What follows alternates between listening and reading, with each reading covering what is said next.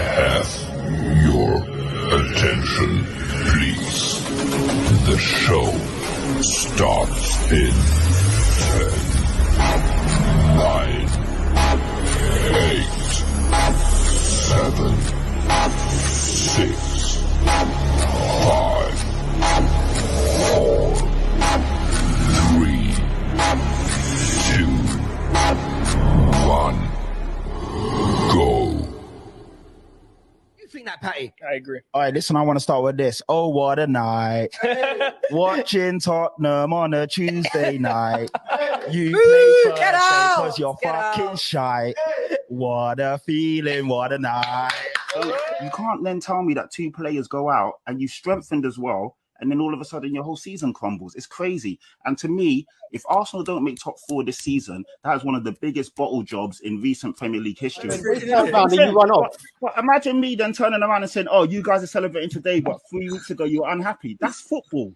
But it doesn't make you a flip-flop fan. Yeah, You're actually enjoying I'm not happy, man. I was underwhelmed. I was quite shocked when he was when we were linked to him. I mean, we had some big hitters in there originally, Conte, Poch, you know, so then to be then linked with Nuno and for him to get the nod over all the other guys. Grin, almost as big as he is because he's like 6'5". Very good friend, very good person. Previously of our channel friends Views TV is the one and only Patrick Tyrant. Yes, what's happening, people? It's your boy Patrick Tyrant, aka Young Swaggy Daniels. When you see the T, see the P. When you see the P, now represents T. Let's go. I think we're live. Yeah, man. I think we are live. Yes, what's going on? You know what? It's been ages. And I thought, you know what? I need to actually drop something on my own channel. So thank you for everyone tuning in. I'm up to 30 people already. And I've literally put this out with no warning, no hype. I'm like one of those rappers that just drops an album out of nowhere. And, you know, it's just an instant classic. It's boom, boom, boom. Do you know what I mean? No promotion, no street team, no advertising, no nothing. But obviously off the back of, you know what? Last week, the back end of last week, it was my birthday on Friday. So I wasn't on any podcasts or anything over the weekend. I actually missed the Spurs game on Saturday. Do you know what I mean? I missed it. And it's crazy because, yeah, so a little, actually, you know what? Let me do the intro because I don't really do any intros anymore. So people don't even really know. When I first started podcasting, I used to always start with my intros. You guys saw it. And it goes like, what's happening, people? It's your boy, Patrick Tyrant, a.k.a. Young Swaggy Daniels. When you see the T, you see the P. When you see the P, and it represents T, let's go. And that basically was something that I put together when I first came out. It just off the cuff, like I didn't even practice or rehearse it. It just came out. And obviously the Patrick and the Tyrant is when you see the T, you see the P, and also stands for when you see Patrick, you know, I represent Tottenham because that's what I am. I'm Tottenham through and through. And I didn't even want to wear this hat today because Tottenham have pissed me off, man. Like that loss was insane. Obviously we're going to get into it and stuff, but before we do all of that, you know, I've got to do some housekeeping. The fact that I've got to be more consistent on my own channel. That's the thing. I'm here, there, and everywhere, but I don't really do much on my own platform, and it's a bit of a shame because obviously, for me to grow as an individual, I do need to do my own stuff. But I am kind of digressing. But yeah, want to get into some housekeeping. As you guys are here, be sure to subscribe. I'm not far off 500, which is insane because I don't actually ever put stuff out on here. So yeah, subscribe, hit that like. Hit that follow, share it with your peoples. If you like me and if you like what I do, if you like what I'm about, then obviously please watch it as you're doing now. Tune in and then just share it with all your, you know, friends and family and people that like Tottenham and just like football and like good takes and stuff like that. And obviously, I'm just going to always continue to be myself, speak from the heart, speak what I think and feel. You may not agree with it, but obviously, hopefully you can understand where I'm coming from. And by all means, get involved in the comments as well. Let me hear what you guys have got to say. And yeah, you know, it's like it's 2 steps forward and it's 1 step forward and 2 steps back. Because how can we beat Aston Villa, who are essentially, that was a top 4, almost like a playoff eliminator. We were both, you know, they were 5 points ahead of us.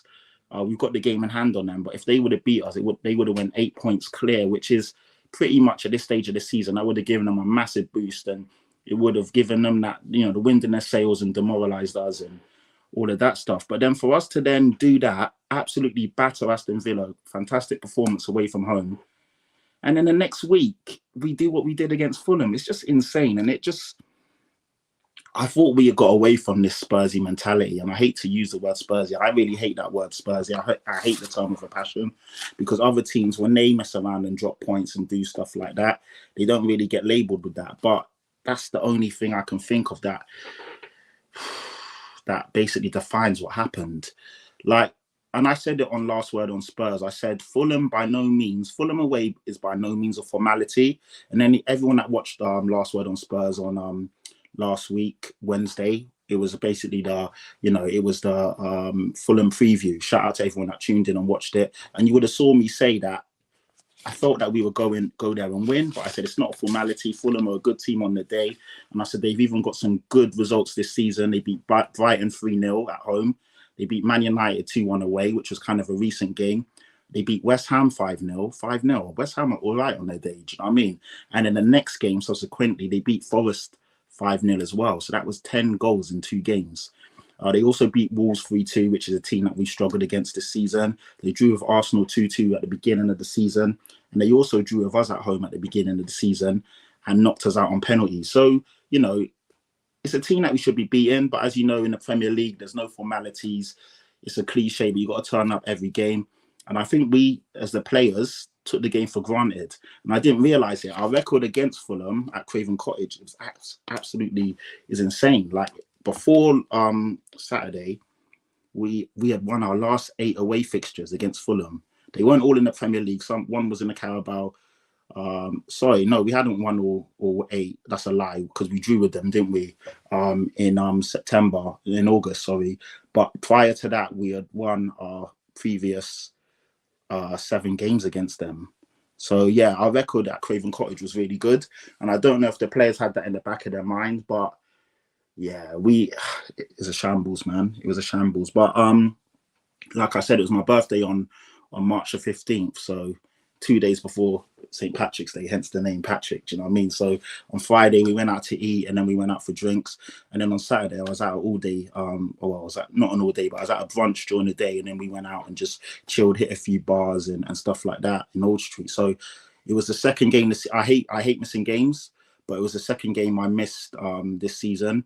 I missed Nottingham Forest away on December the 15th because I went to watch the darts at Ali Pali. So that the famous celebration that obviously everyone's trying to copy Madders for now. That's the first game I missed, and then this game on the 16th was the second game. And I couldn't believe what I was hearing and seeing. Like 1-0 at half time, I thought, okay, cool. I was looking at the stats, I was like, it looks like we've been the better team statistically. And then, I thought, cool, 1-0 down, we'll probably turn it on in the second half and beat them.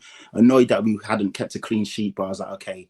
And then I'm seeing 2-0 straight away, then 3-0 and 4-0. And obviously one of the goals got chalked off and ended 3-0. And I got home. I didn't really want to watch the game, but as you know what it's like, innit? As a Spurs fan, even though as a football fan, you don't want to watch it, but you have to watch it. It's like it's like self-harm, innit? You're just abusing yourself. But I had to watch the game, obviously, with all the podcast stuff I do and just talking on it. And even as a football fan, you want to watch it and see what went wrong. And I couldn't believe what I was seeing, man. We were second best in every department. And this is why sometimes, as good as stats can be, this is why sometimes stats aren't good, because they lie. Because we was pretty much ahead in every statistical category or box or whatever you want to call it. But if you were watching the game, you could see we were just not at it, man.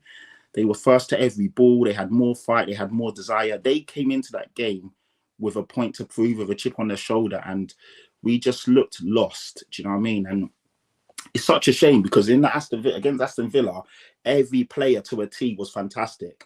And even the bench players that came on, like Timo Werner, he was brilliant. Everyone that came on made a difference and did something. And tactically, Ange got it bang on. Funny enough, Unai Emery changed his formation and set up to try and nullify us, and ultimately it went against them. But in this game, Jesus Christ, like, what was I watching? I couldn't believe it. And the crazy thing is, after the game, I had Spurs fans on Twitter calling me out. Like, was I out there playing? Do you know what I mean? Like, am I part of the coaching staff? I wasn't even watching the game. I was like, wow, why are people sending shots for me? And it's just like, we got this like toxic side of the fan base where they're quiet when we're winning games. I ain't heard from these guys all, not all season, that's a lie. But obviously for the, majority of the games when we're drawing or winning, they're quiet. As soon as we lost the game, these guys are coming and sending shots and, it's so weird, man. It's so weird. I don't want to say any names because I'm not even going to try and give these guys publicity. You're not getting any publicity off of me, but I'm just like, why are you sending shots for me? What am I going to do? It's like that 50 Cent thing. Why is he saying for me for? Like, do you know what I mean? Like, what did I have to do with that? So weird. But let's check the comments to see who's tuned in.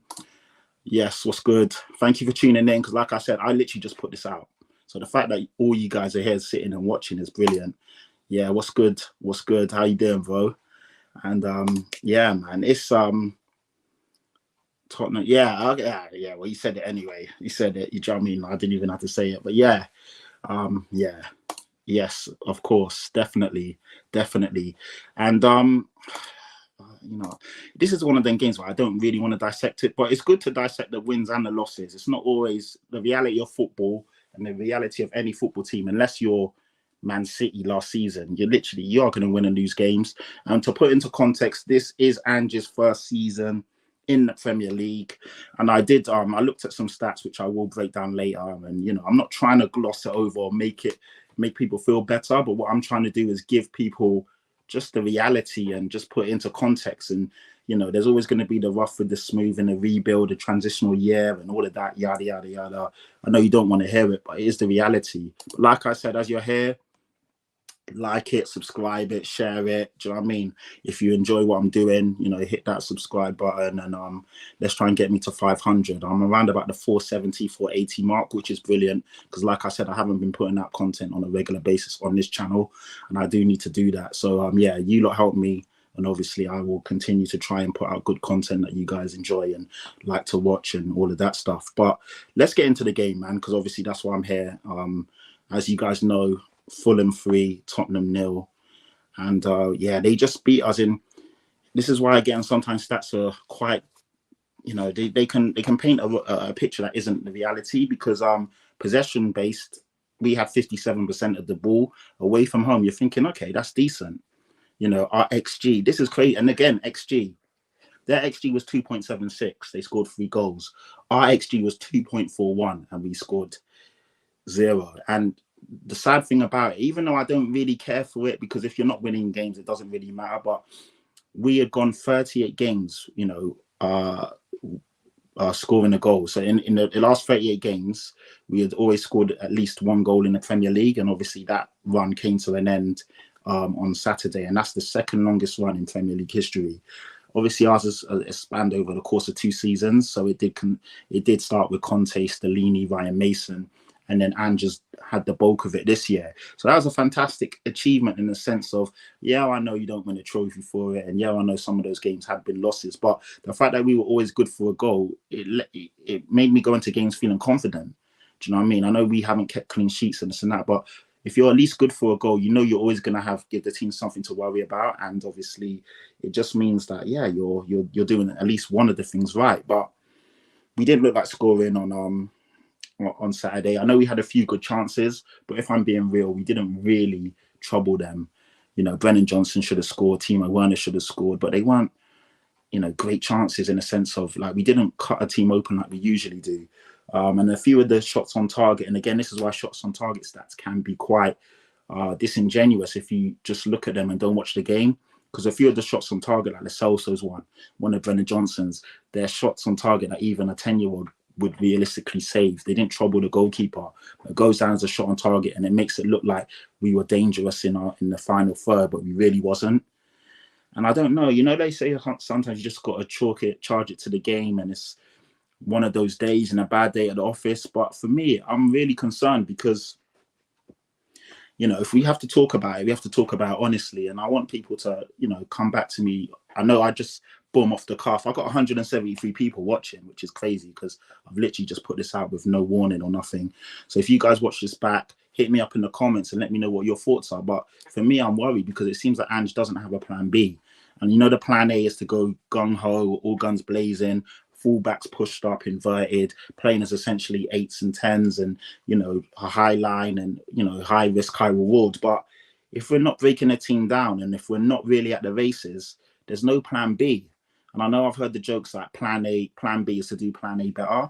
But when it's not working, then what? Do you know what I mean? Because that was a poor display, man. And yeah, I don't know. The thing is, like, if we're being totally honest, just like man to man or man to woman or woman to whatever it is, you know, we're all football fans.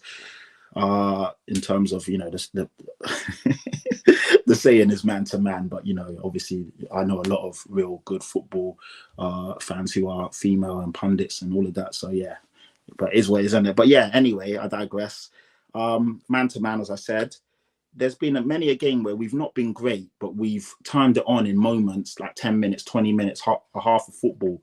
But yesterday or Saturday, it was 90 minutes of dross. It was 90 minutes of not looking at it. It was 90 minutes of, and you get those games where you just want the final whistle to go. Like, it was never a moment where we're like, yeah, you know what, let's go. And even when it's 7 minutes injury time, you know, you're just looking at it. Like, when I'm watching it back, I'm like, just end the game, man. Like, you know, we're not going to score. And it was concerning. Like, it took Ange Postecoglou 67 minutes to make a substitution.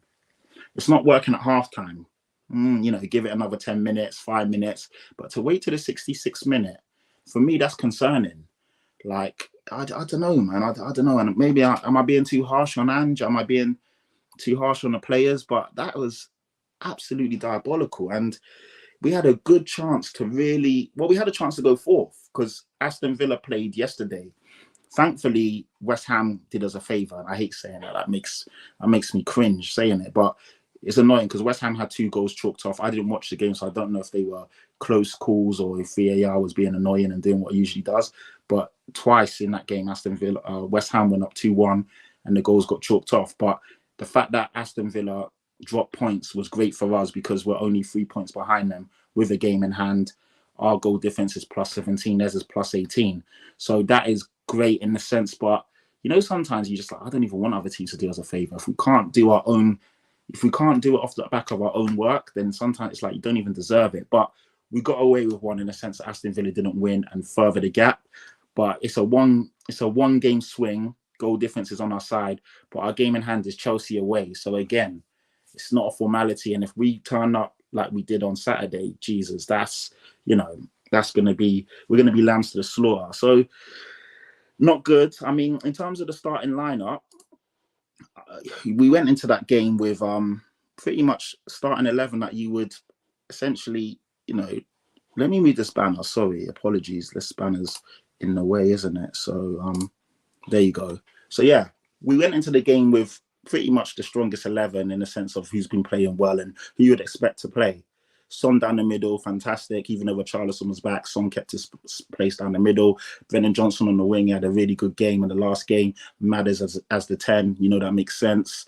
Obviously, Kulusevski on the wing, who had a really good game, in my opinion, against Villa. Unsung hero, created most of the attacking play in the sense of he was the guy that started the attacking phases, won the ball, or he was the pass before the pass, and he even got his assist in the end. Sarr and Basuma were excellent against Aston Villa, and then the back four picks itself because Mickey van der Ven went down injured and Dragisin stepped in and had a really good game. So when you look at that starting 11, I've got no qualms, no issues, no concerns with that. And again, the Fulham team, as I said on the Last Word on Spurs pod on Wednesday, they've got some good players in there. They've got some players that can cause us problems. Iwobi on his day can be a menace. Paulinho, that bit of steel.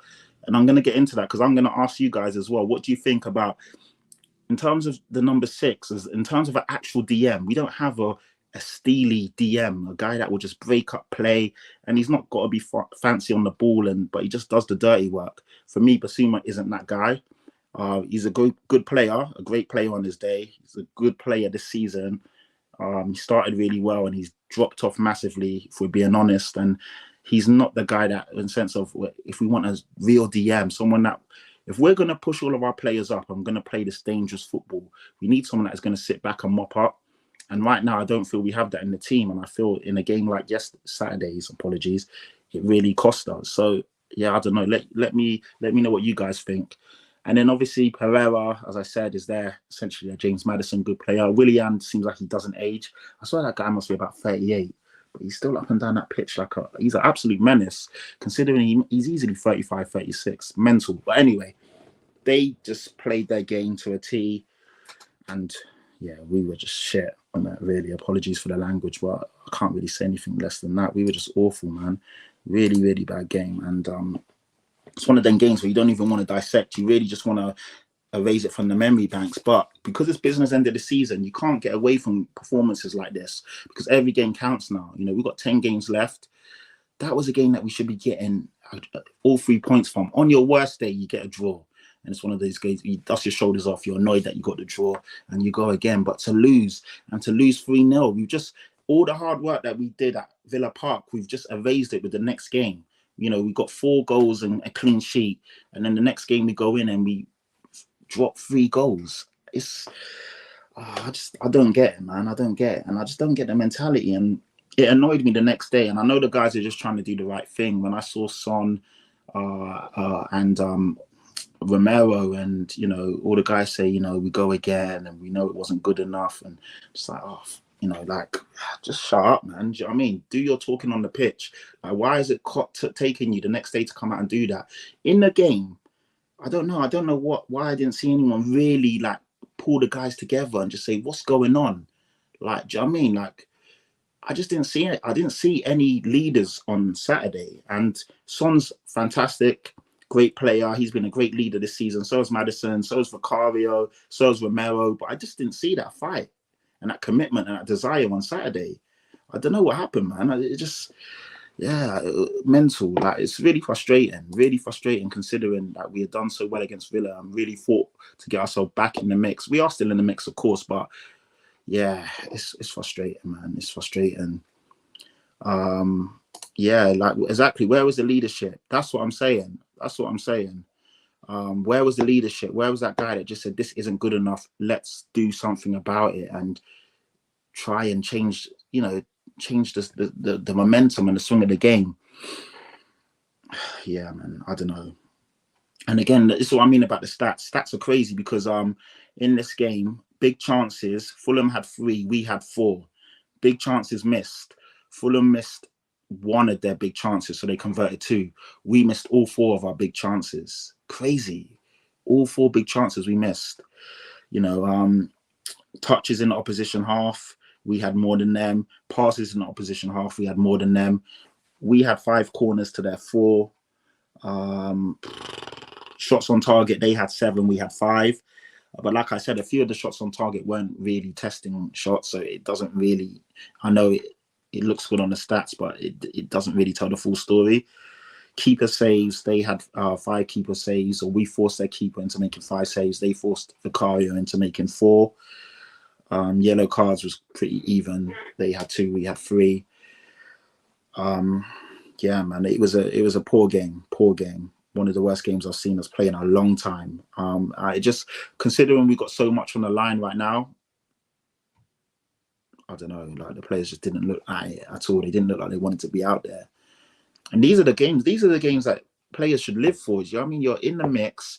And I know, obviously, right now with where Tottenham are, we're not fighting for the league. We're not fighting for trophies in the sense of we're out of both trophies. We're not fighting for the league. But considering where we were last year, we're in a fantastic position. And you think the boys would really want to cement that. And I just didn't see that. And I know it's one game and I know things can happen. And this is what I was saying. Like, this is why, like, afterwards, I sat and thought about it. And I'm looking at the best managers in the league, and, you know, I'm looking at Klopp, I'm looking at Pep, and I thought, let me take a look at how they did in their first seasons, because I was really like, I was just pissed off, if I'm being honest. And so I took a look and I did my digging and this and that. And Pep was appointed at Man City in the 2016-17 season. So he came in the summer. He had a full summer with the camp, brought in a few players and everything like that. His first season, so I took a look at the bad losses, because Fulham away to lose 3-0 was a really bad loss, especially when we didn't look at it at any moment in that game. So I took a look at their bad losses just to see how they fared in their first season. New manager, getting to grips with the Premier League, getting to grips with his imports, inheriting a team where obviously some of the players aren't really his signings, but he's got to work with what he's got, blah, blah, blah. Do you know what I mean? So they lost 4-0 to Everton away. That was one of their bad games. They lost 4-2 away to Leicester. They lost 3-1 at home to Chelsea. And they lost 2-0 to us. Come on, do you know what I mean? Away, so at our ground. But they finished third in his first season. And do you remember, if you cast your minds back, people were calling him Fordiola at a time, and it was a time where it looked like he may not even qualify for the Champions League and this and that. But they finished third quite comfortably in the end. So yeah, just a few of his bad moments, and you know how he navigated that. Klopp's first season in Liverpool was 15-16. Yeah, what's up, Kerry? Hope you're good. What's good? What's good in the hood? Yeah, Klopp's first season was Liverpool 15-16. And if you cast your minds back, when I was doing all my digging and stuff, I was like, oh yeah, he got appointed in October. So Brendan Rodgers was the manager, wasn't doing too great, and they got rid of him. They chopped him. Boom. See you later. Klopp came in on October the 8th. 2015, and funny enough, his first game was at Tottenham away to Spurs on the 17th of October. So he had about 9 days with the team. First game away to us, 12:45 kickoff, horrible on a Saturday, and they drew 0-0. So yeah, we got a draw with them in Klopp's first game. And again, I remember that because typical first manager bounce, they're going to come and turn us over, but they didn't. It was a 0-0 draw. Quite a boring and cagey game in the end, where both teams didn't really go for it. We're just happy to play for the draw. But anyway, so again, I took a look at how he fared in his first season, inherited squad. He didn't get any preseason with them, no time. The players that he had to work with them and all of that. And they had some bad results in their first season. I mean, they finished 8th in the end. He did get them to two finals, the League Cup, so the Carabao or whatever it's called at the time, and the Europa League. They lost both of their games there, but they lost 2-1 to Palace at home. They lost 2-0 to Newcastle away. They drew 2-2 at home to West Brom. That was when they ran to the crowd. They were 2-0 down, I think. They got equaliser late on, and that's when they did like the celebrations, and everyone got onto them because it was at home to West Brom. But obviously, the context is they saved themselves from losing, but it's quite funny in it because it was West Brom at home, a team they should be beating if we're being honest. But they lost 3-0 away to Watford. So I looked at that result and I was like, quite similar to obviously what happened with us. But with all due respect, Fulham are better than Watford. But yeah, kind of a similar result, similar kind of thing. They lost 2-0 away to West Ham. They lost 2-0 away to Leicester. They lost 3-2 away to Southampton. That's the game where Ralph Hasenhüttl was crying at the end of the game. Do you remember? So shout out to Big Ralph. And they lost 3-1 away to Swansea. So they had some shockers in there as well. Finished 8th. I think they finished 8th in their second season, and obviously Klopp really cemented his imprint, and he pushed on. So I'm not trying to gloss over the loss. The loss was bad, don't get me wrong, but putting into context, great managers inheriting teams coming in can have shaky results in their first season. And it is going to be, I think most Spurs fans didn't expect, even when we were first and Ange got 3 Manager of the Month awards, level-headed Spurs fans knew that there was going to be bumps in the road and it wasn't going to be plain sailing. I never saw us as title contenders.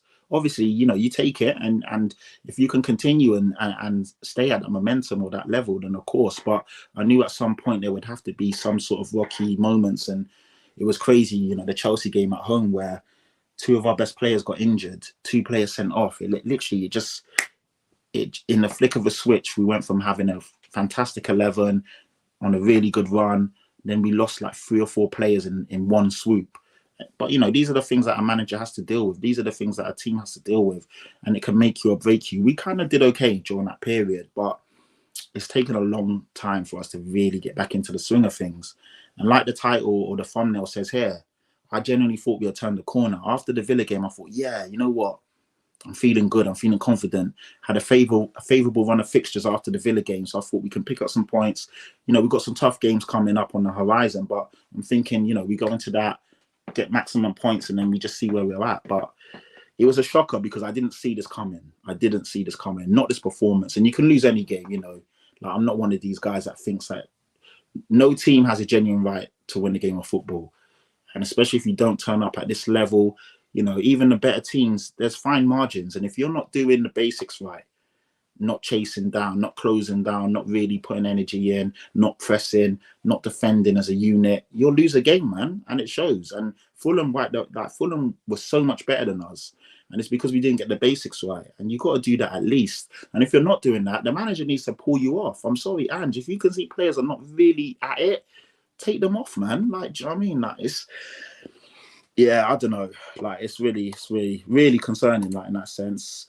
Yeah, shout out my guy, man. He's an Arsenal fan, but he's a really good guy. So yeah, like, it's yeah, man, it's it's kind of taking me off my train of thought. But yeah, like, I don't know. This is, yeah, it's mental. I didn't expect this. I'm not gonna lie to you. So I'm just sitting here and just, you know, just saying my piece, really, because I didn't see this coming. Do you know what I mean? But as it stands right now, you know, it's not all doom and gloom. We sit fifth, like I said. We're on 53 points.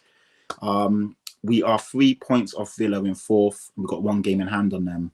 So we just have to go into our next game, which is, annoyingly, now we've got the international break. So these are the ones where you really don't want to take an L, because now you've got like 2 weeks to sit on it and think things over and run it back and just get really annoyed and then annoyed again.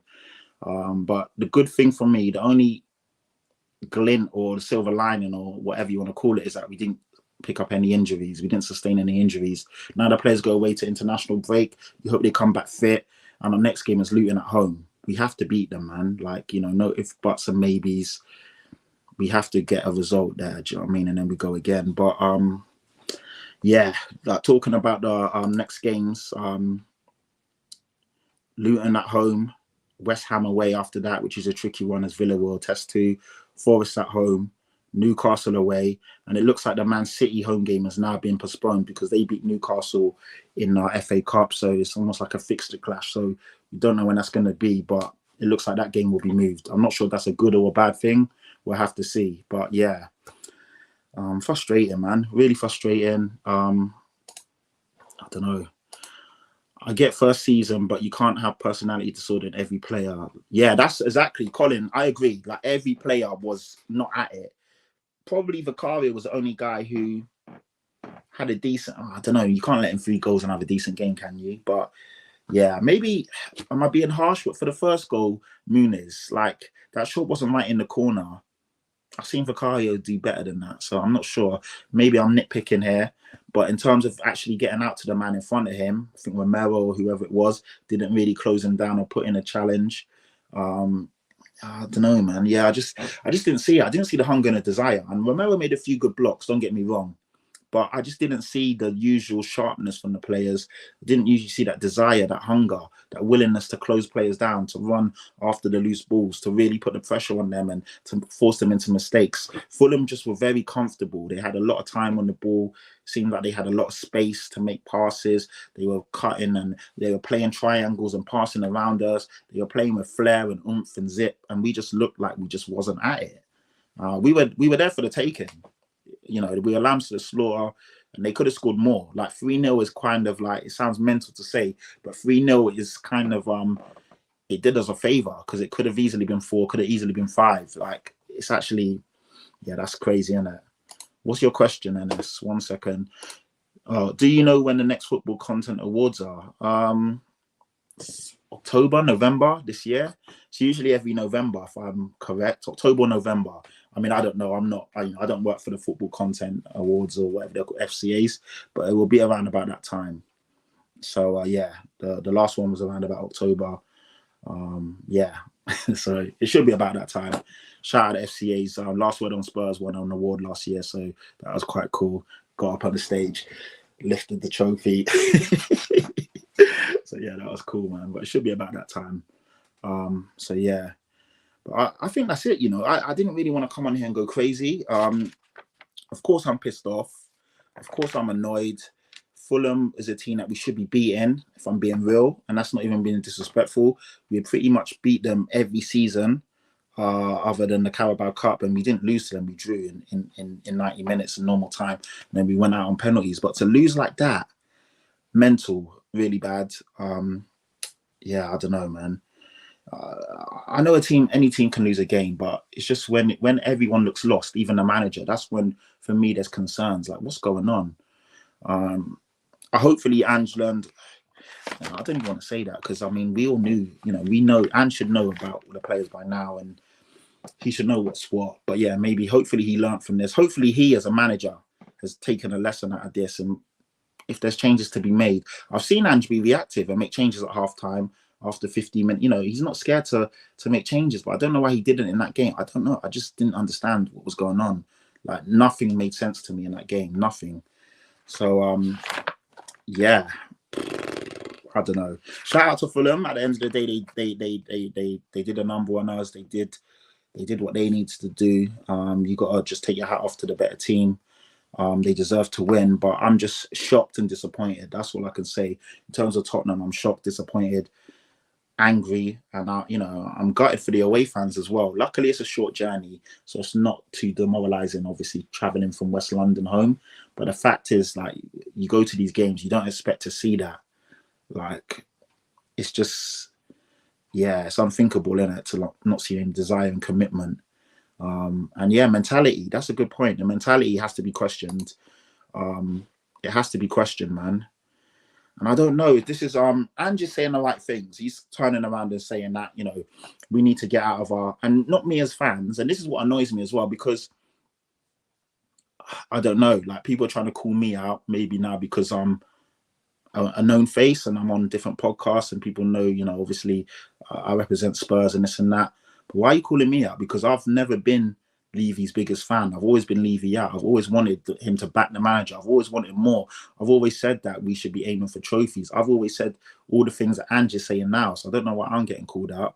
Top four is fantastic. And it's nice to be in the Champions League. But it's only nice if you're going to push on. And I'm the same guy that's been saying on these podcasts that I don't want fifth to be Champions League. If we finish fifth, and this is what I'm saying, I mean, it looks like now they're saying that because Aston Villa did well, I know Brighton went out, but most of the English teams did well and they went through to the next round. They're saying that as it stands, coefficiency points, England, the fifth place, will get Champions League football. In my opinion, I don't want to see it. Do you know what I mean? The Champions League brand shouldn't be weakened and cheapened. And finishing fifth, if we finish fifth and we continue like stuttering like this and we finish fifth, we don't deserve Champions League football. And I don't see the point of a fifth place team going into the Champions League and you're not good enough.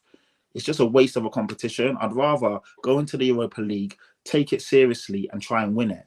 It's a serious competition. It's major honours and it will obviously propel you into the Champions League the year after. I don't want to be in the Champions League just of charity. And finishing fifth is great, don't get me wrong. There's still 15 teams that are worse than you and this and that, but I don't believe in like fifth place in Champions League football when it should be for the elite teams only. And I'd rather us go into the Europa League and take it seriously for once.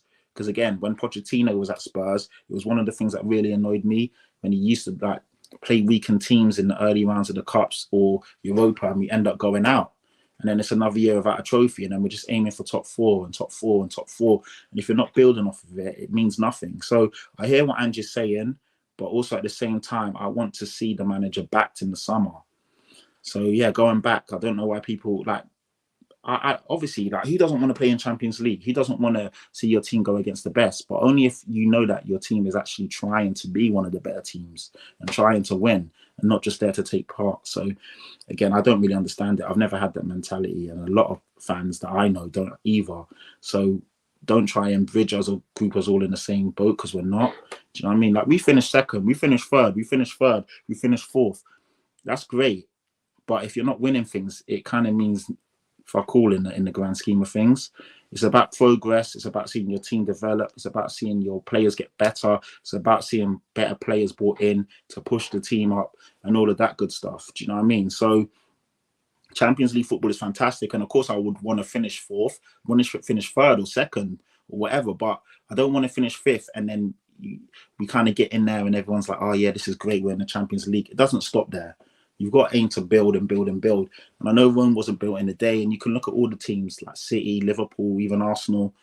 It takes time to build and become a good team and to become a real successful team. But also at the same time, don't rest on your laurels, because all the other teams that are behind us are also gonna probably get better. Do you know what I mean? So yeah, that's it pretty much. Like, I don't really know what else there is to say after such a shocking performance. I just hope that the players really, all the stuff that they put out online, I really hope that they actually live up to it.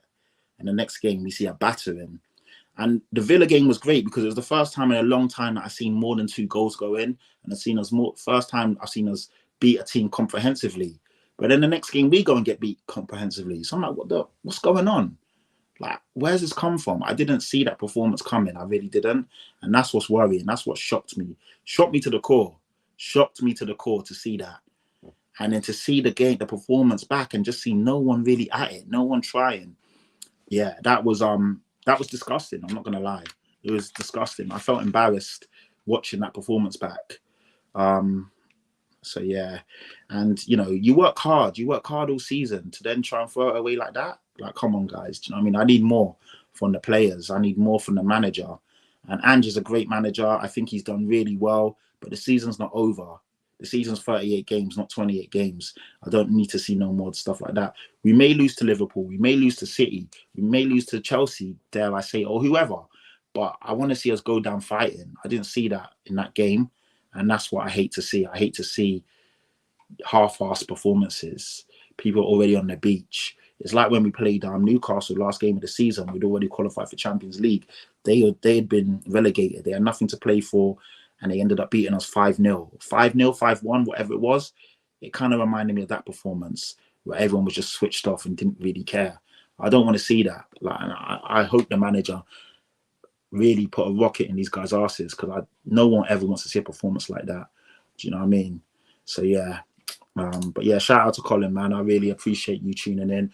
312 people watching. That's crazy. I appreciate all of you, man, honestly, because I'll just put this out. I need to be consistent in the sense of a set time and a set day, but it is hard when you're busy and everything like that. But yeah, the fact that I've got 312 people watching right now is absolutely mental. So shout out to all of you lot. You guys are the real MVPs. And yeah, just show me some love, share it, like it. Let's try and push this channel. Do you know what I mean? Let's really try and push this channel. If you're new here, subscribe, help me out. And yeah, let's go. Drop a comment. Let me know what you'd like to see next week. Let me know what you'd like me to touch on. It's the games after Brentford I'm worried about. Yeah, that's a good point. Let me talk on those, because we've got a favourable run of fixtures, if you want to call it that, and then we have some toughies. We've got Luton at home, like I said. Then it's West Ham away. Then it's Forest at home. Then it's Newcastle away, which is a toughie. Newcastle away is always going to be a tough game. They're a decent team on their day, and they will definitely be up for playing us and trying to get a scalp. Then we've got Man City at home. Technically, it might be moved. Then it's Arsenal at home, the big NLD, North London derby. Then we've got Liverpool away, and they will be baying for blood after what happened at home. Not our fault, we have nothing to do with VAR and the rest, but every Liverpool fan is basically convinced that we have something to do with it. Then we've got Burnley at home, Sheffield United away, and possibly Chelsea away, depending on when they put that fixture. So it's a tough run of fixtures in the sense of there's 3 tough games back to back, 4 if you had Newcastle, but 1 or 2 of them might be moved. But then the comforting thing is that Villa have pretty much got to play the same level of teams. They dropped points to West Ham, which was good. So if we beat West Ham, we've essentially got one up on them. The fact that we beat them as well. But football's crazy. There are going to be definitely going to be more twists and turns in this good old thing of football that we all love and hate. But yeah, I just don't want to see, like I said, to say I can accept losing, I can't. I hate losing, but you can accept losing if your team loses going gung ho, not all guns blazing. Sorry, plays the right way, tries to win the game. Yeah, you can obviously get beaten on the day and this and that. You can be unlucky on the day, but to lose like that when there's no fight, no desire, no commitment, like there's nothing I can say. We deserve to lose, but why are the players not playing? Why is the manager not making changes? Why is the manager not tactically trying to make a switch or do something different? That's what concerned me. Nomad said, sorry, some more. Why is my comment not coming up? I don't know why this comment's not showing. That's really strange. So angry that they can't recognize high intensity tactic and take this thing out of the game. That's down to Ange and no leader in midfield. Yeah, that's a good point, man. That's a good point. And teams will be up for playing us. You know what I mean, like, we're a good team. It's a big scalp. We've got to be at it all the time. Like you can't have a day off. There's no days off in the Premier League. I mean, even if we were to play a championship team, like a Leicester, or I don't know, like who else is doing really well this year? Southampton, or whoever. Like, they'd still be up for blood and they'd still be on it. Like, you've got to play to your level at every game. Consistency, Patty, like Spurs need. Exactly, that's it. And you will see me being more consistent. So yeah, you'll beat Man City. Jeez, I hope so, man. It's not a formality. It's not at all. And they're going for the league. They're going to be, they're going to be on it. But yeah, I hope so. Liverpool will be interesting indeed. Meant Luton, not Brentford. Yeah, Luton's our next game after the international break. Again, they're fighting for their lives. They kind of got a bit of a lifeline today because Nottingham Forest got docked 4 points. Not sure if you're aware, and that's meant that they've now dropped into the relegation zone, and Luton are a couple of points above it. But that can change in the swing of a hat. And Luton they're one of those teams that I want to see stay up. Not obviously on our account, like we need to beat them, but I'm kind of in love with them at the moment. They're like my second team because they try and play football the right way. They've been so unlucky in so many games, even against the big boys. They fought tooth and nail to the end. And that's what I mean. When I say that you can lose a game of football, like the Luton fans, when they lost to us or they lost to Arsenal late on, I think they drew with Liverpool. There's been some games where they'd be gutted that they lost, but they'd be like, you know what, we tried. We really gave it our all. And the fans can go home proud.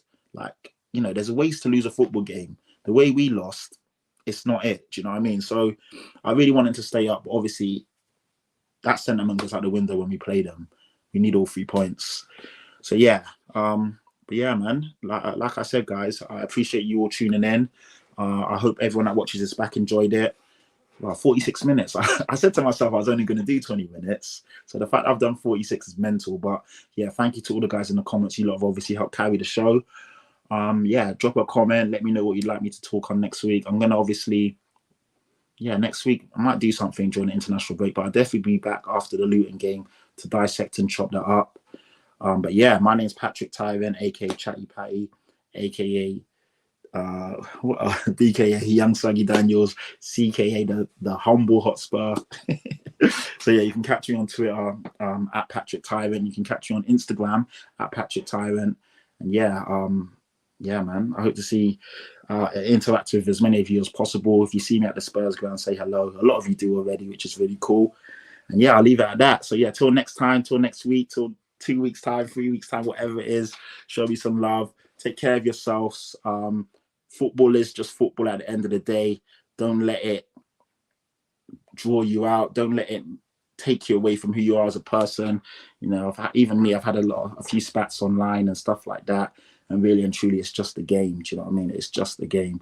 So as much as I'm passionate, we all love it. It shouldn't draw you out like that. Do you know what I mean? Do us a favour and beat Man City and Arsenal. Jeez.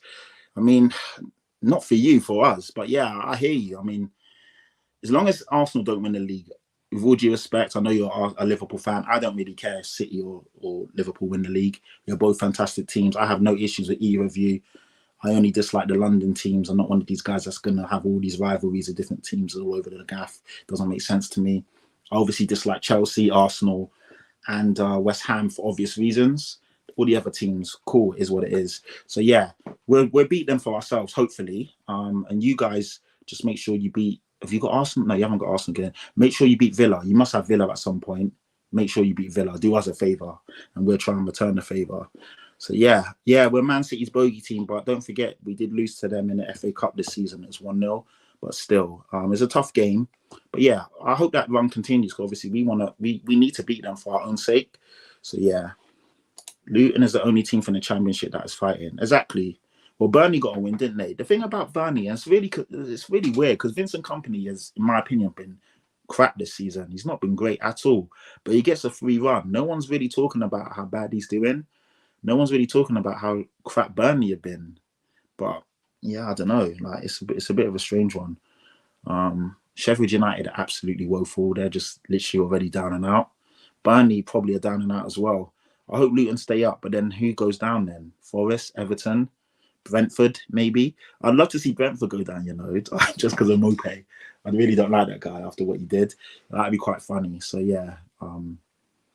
But yeah, anyway, big up everyone. I am Patrick Tyrant. This is Chatty Patty episode 2.5, I think it is. Always tough to do after a loss, but it's been good just coming on here and ranting and getting a lot off my chest, I say. And yeah, take it easy. Like I said, look after yourselves, and I will catch you guys soon. Take it easy. God bless. Peace and love. I'm just rambling now, but yeah, take care, guys. See you lot later. Yeah, take care.